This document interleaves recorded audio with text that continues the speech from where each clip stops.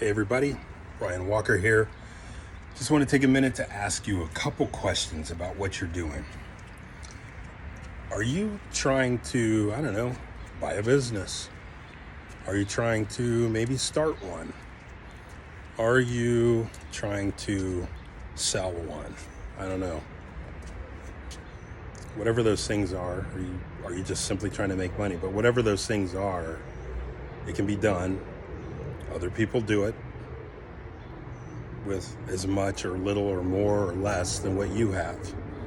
So what you're starting out with doesn't make any difference. So we're going to talk a little bit about where to go, how to get it done, and what you need in order to make it work, okay? And this is going to be short, so I'm not going to spend too much time on it, but really what is it you need? Like, what does it take to really do that? And if you want to do that, how do you get started? Like, where do you begin? And that's probably one of the things I hear the most being a business broker. People ask me all kinds of things about different businesses and how to start them, how to grow them, how to do different things. And what I want to tell you this is the first thing you got to have is you really want to have the motivation to get up every day and do something even when it doesn't work. And you don't have to know that it'll work. What you have to know is that you're not going to quit.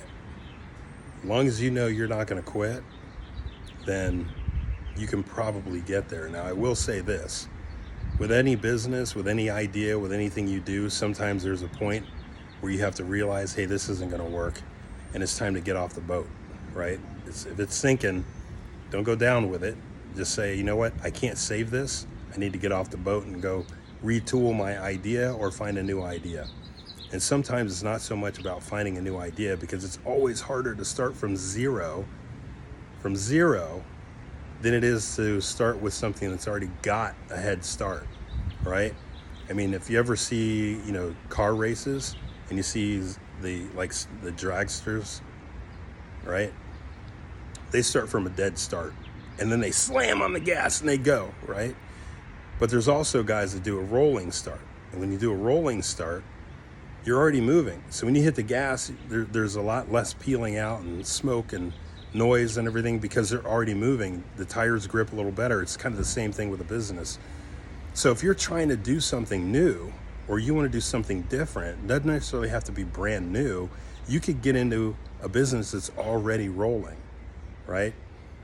Just get a business that's already rolling. That's one thing you could do. Another thing you could do is you could partner with a business that's already rolling. You don't even have to know how to run it.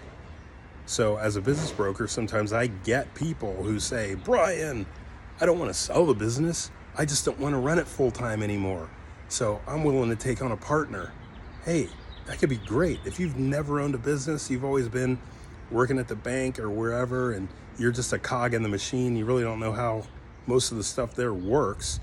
You got a little bit of money. There are businesses you can buy into, right? And you can be a partner for a while.